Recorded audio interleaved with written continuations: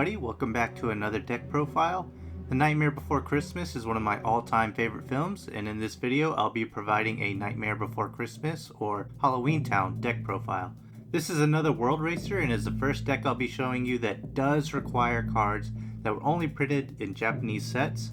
There are some Halloween Town cards from the English sets as well, but Japan received some very strong cards that were never released in English that make the deck very competitive. For those of you who are new to the Kingdom Hearts TCG, a World Racer is a deck where the strategy is to win by reaching a total of 13 or more world card levels. As always, I will first provide the deck list, then go into a Decksplanation where I explain the cards in my list. Then I'll suggest some cards you could consider if you decide to build a version of the deck on your own. And lastly, I'll wrap up the video by giving my final thoughts. So without further ado, let's get into the deck list.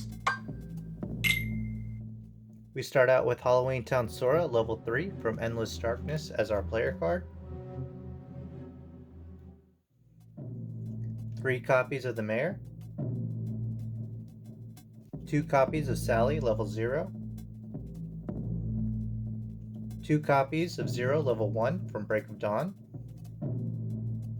1 copy of Jack Skellington, level 1 from Break of Dawn. 1 copy of Sally, level 1 from Endless Darkness.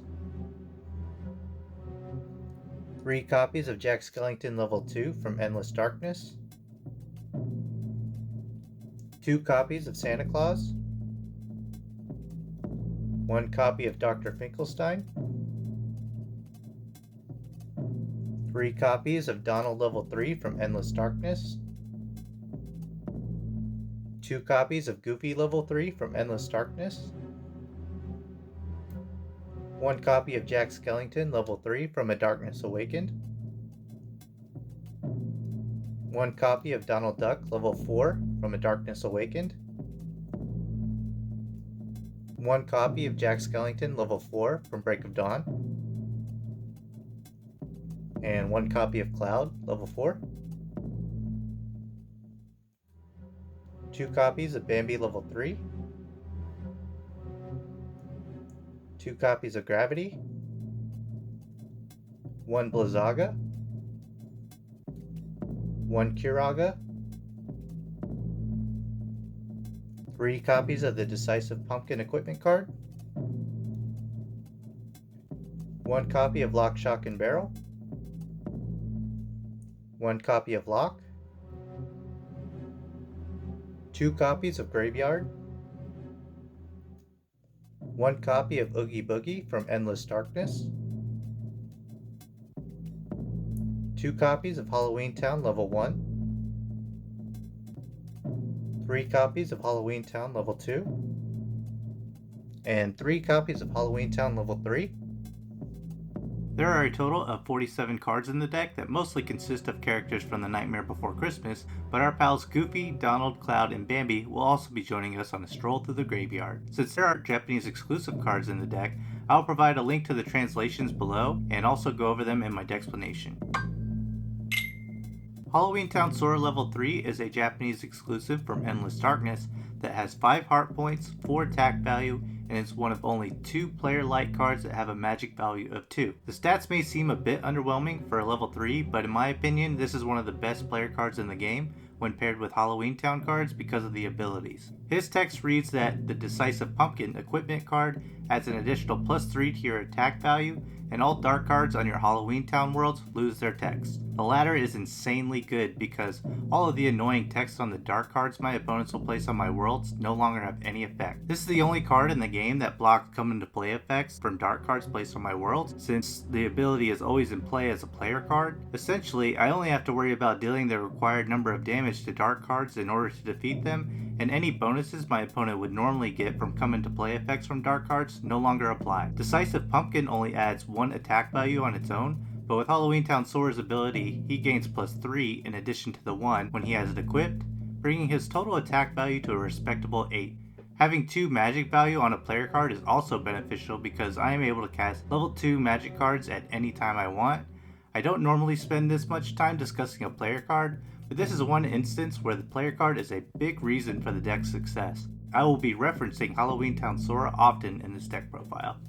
Another card that is crucial for the deck's success is Jack Skellington level 2, who is also a Japanese exclusive from Endless Darkness. This card can only be played by a Halloween Town Sora, and the translation reads, "This card is treated as a level 1 when it is placed into play." This means that I can play him into my friend area immediately from my hand, and when in play, he becomes a level 2 again. This is great because it allows me to manipulate levels in order to get higher level friends into play very early on. I play a lot of high level friends, so the deck wouldn't function nearly as well without Jack Skellington level 2. While this card is great on its own, the support that all Jack Skellingtons get from other cards in the deck have an unrivaled synergy because not only do they search him out, but they also keep him in play. Cards that search for Jack Skellington are the Mayor and Halloween Town level 2. The Mayor is a level 0, so I can play him immediately to search out any Jack Skellington I need with his come into play effect. Halloween Town level 2 has the exact same come into play effect as the Mayor, but it is a world card with a dark no limit, meaning my opponent can play as many dark cards as they want onto this world. I max out copies of the Mayor and Halloween Town level 2, so that's 6 cards dedicated to searching out Jack Skellington to go with the probability of drawing into him. I can get a Jack Skellington into play on turn 1 very consistently, and there are several cards in the deck that keep him in play or get him back into my friend area from the discard. Sally level 1 from Endless Darkness says that if Jack Skellington is in the same friend area as this card, it does not need to be discarded after participating in a battle. This works just like Cloud level 4, who also doesn't get discarded after he participates in a battle, and Halloween Town Goofy level 3 from Endless Darkness does not need to get discarded after a battle if there are 13 or more cards in my discard pile. Retaining Cloud, Goofy, and a Jack Skellington after every battle provides the support I need to defeat dark cards after Halloween Town Sora gets rid of their text. Sally level 0 reads that once she is discarded from my friend area by a card effect, I can search for a Jack Skellington in my discard and put him into my hand.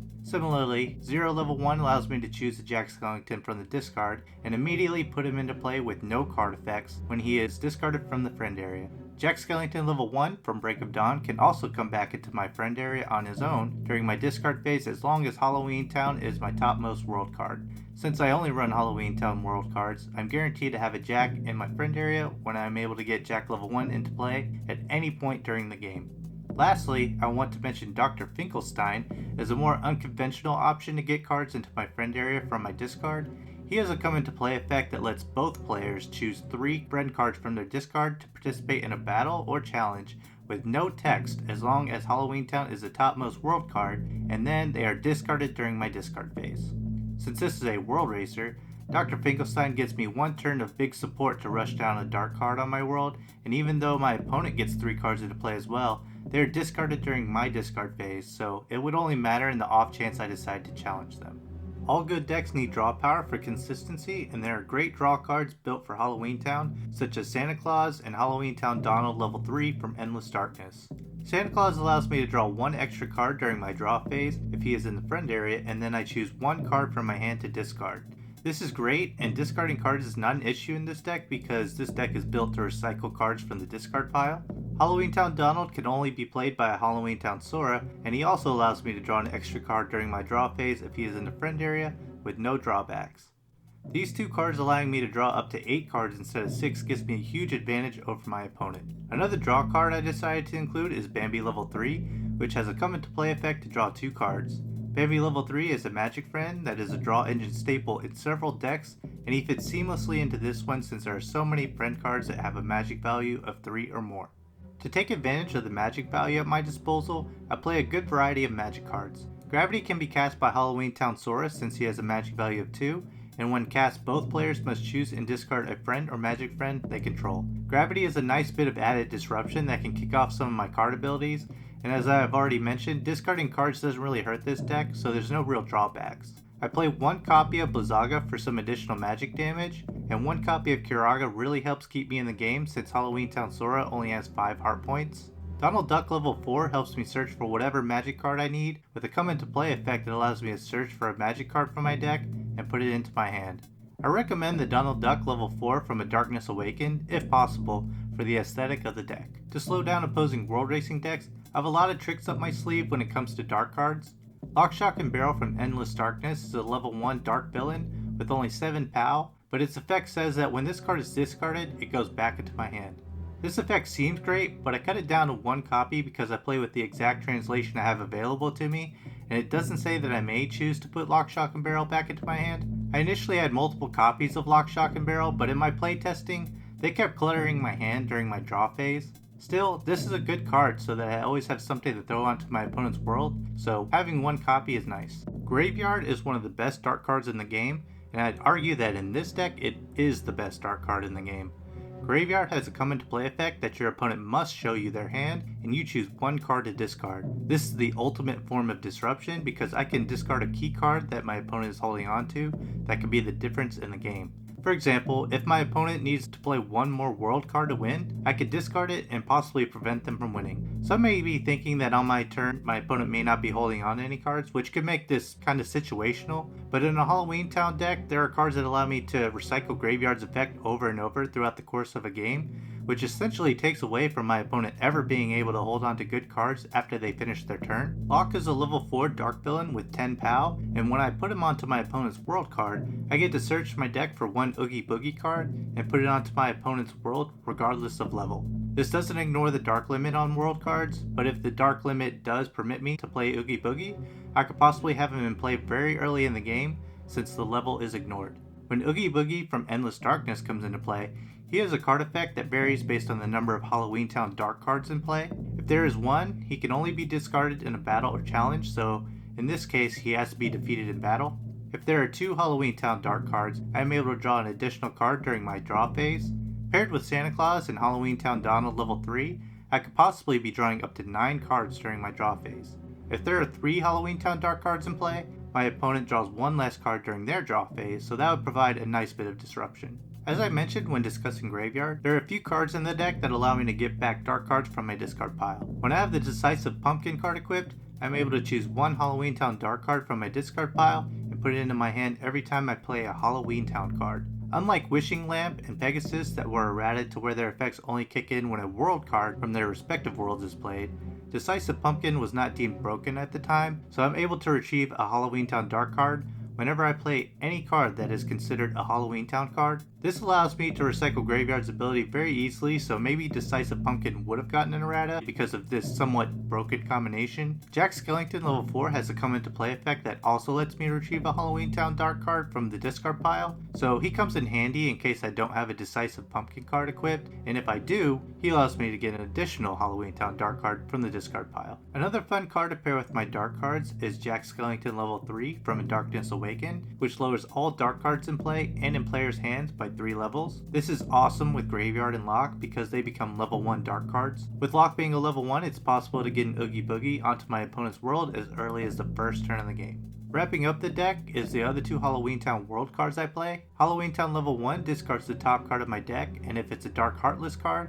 I lose an HP, and if it's not, I gain an HP. This is hardly a gamble since I only play 2 Dark Heartless, so I can count on gaining an additional HP, along with the HP I gain from playing a world card. I'm not particularly fond of Halloween Town level 3 because it forces me to discard a random card from my hand. Because it is random, I run the risk of discarding something useful, but this deck benefits too greatly from Halloween Town world cards to consider any other option. Now that I've explained the cards in the deck and how they work, let's talk about other cards that you could consider if you were to build this deck on your own. I was very close to including the Applause Please technique card because I will almost always have a Jack Skellington in play. This card adds 5 to Jack's support value, and I get to draw a card for every Dark Heartless and or Dark Nobody I defeat. I would consider this card over Bambi level 3 since it's also a draw card, but I decided Bambi level 3 is a bit more consistent, and it helps make the deck faster since it doesn't rely on defeating dark cards in battle. Zero level 0 is redundant not only in name but in card effect. While they are slightly different, I don't believe there's much benefit to the level 0 over the level 1, and with the level 1 I can at least play level 2s off of it if I needed to. Zero level 0 lets you discard him instead of a Jack Skellington whenever a Jack Skellington would be discarded. You do get to benefit by keeping your Jack in play with his text, but the only Jack Skellington that would benefit from that in my list would be Jack Skellington level 3. Sally level 1 from Break of Dawn is an interesting option for disruption. If you discard her from your friend area, you get to choose to discard the top 5 cards from either you or your opponent. If you want the option to mill some potentially important cards from your opponent, then this may be a card worth adding for you. Even with this deck recycling cards from the discard, I personally don't think I'd be bold enough to discard the top 5 from my deck, but there are cases where it could be beneficial. There's enough firepower that I didn't feel the need to include attack cards, but Fairy Harp and Oathkeeper would be my choices for this particular deck. Fairy Harp can save a turn of losing HP by holding it until the end of a challenge and reversing the number totals. Oathkeeper also helps with heart points because you gain HP for every Dark Heartless you defeat. These two attack cards will be smart inclusions if you're worried about Halloween Town Sora's low HP. Ultimate Weapon helps every player light deck, so that is another card you could include. Lastly, the good stuffs I'll include this time around are our Sid promo and of course the King. I don't think Chip and Dale is necessary in this deck because most cards can be retrieved from the discard already. Now for my final thoughts. This is hands down my favorite deck that I have built. It's swarming with synergy and it's as consistent as it gets with so much search and draw. It has positive matchups against other world racers I've tested against because it's just as fast as any out there, with the difference in the matchup being the disruption with Graveyard and the built-in blank texting of dark cards from Halloween Town Sora. Having the advantage of abusing Graveyard's ability turn after turn with Decisive Pumpkin makes it difficult to beat for opposing world racers. Jack Skellington level 2 from Endless Darkness is the glue that holds the friend area together because he is easily searchable, which allows me to level manipulate to get high level friends in the friend area quickly. While this has positive matchups against other world racers, this deck does seem to be beatable by aggro decks in my testing since it does have that low HP. Still, the consistency allows me to prevail at a good rate against those matchups. I could be wrong here as I build more decks to playtest with, but right now I believe that if this deck isn't top tier, it's very close to it. The cool factor is probably my favorite aspect of the deck. Discard piles are often referred to as graveyards in trading card games, so it's pretty neat to have a Nightmare Before Christmas deck with a strategy that deals a lot with getting cards back from the discard. That concludes my Nightmare Before Christmas deck profile. I hope that you find this useful and feel free to leave me a comment with your thoughts or if you have any further questions regarding the deck. Thanks for watching and I'll catch you all in the next video.